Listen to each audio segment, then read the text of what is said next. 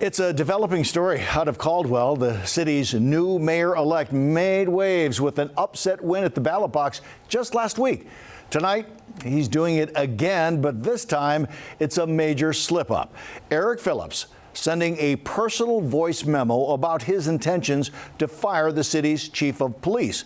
A day after the election, Eric Phillips told us he was going to look at everything before making a decision. But in the newly leaked memo, he says everyone wants him gone, and so do I.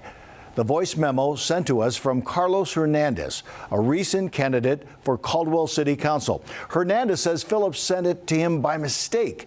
We have verified the number that sent the voice memo to Hernandez is the same cell phone number we have used to contact Eric Phillips. Caldwell neighborhood reporter Leslie Solis joins us live from City Hall, where she's been working on the latest developments of this story. But first, let's listen to a portion of that recording. I got an interview with Channel 6. They asked me about the chief and whether I'm going to fire him. I think I've told you this before. I just want you and everyone to know that I'm making a public statement that I'm going to look at all the facts and make an informed decision. The reason I say that is if I say right now publicly that I'm going to fire him, right, using those exact words, it runs the risk of a huge civil suit for wrongful termination. Potentially, even if I win the day, cost a hell of a lot of money, or we could lose. That being said, I'm choosing the legalistic terms of making an informed decision. And just so you understand that means that I'm going to look at all the things and fire anyways. Now let's bring in Leslie.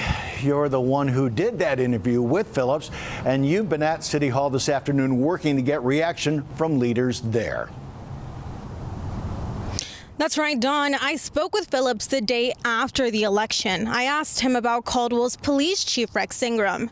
As I reported, Ingram has been at the center of several high-profile lawsuits that's cost the city's insurance company more than $500,000 in payouts. On that day, Phillips told me he would look at all the facts before he makes a decision about whether or not he'd replace the chief. You'll hear that sound in just a second, followed by a voice recording he sent to someone else in an apparent mistake. That person sending the voice memo to us. Take a listen. I have to get sworn in first, right, before decisions can be made. People are going to have to also make decisions themselves. I just want you and everyone to know that I'm making a public statement that I'm going to look at all the facts and make an informed decision. The reason I say that is if I say right now publicly that I'm going to fire him, right, using those exact words, it runs the risk of a huge civil suit for wrongful termination. So although everyone wants him gone, and so do I, I'm going to check all the boxes to make sure I can fire his ass and he can't turn around and sue us.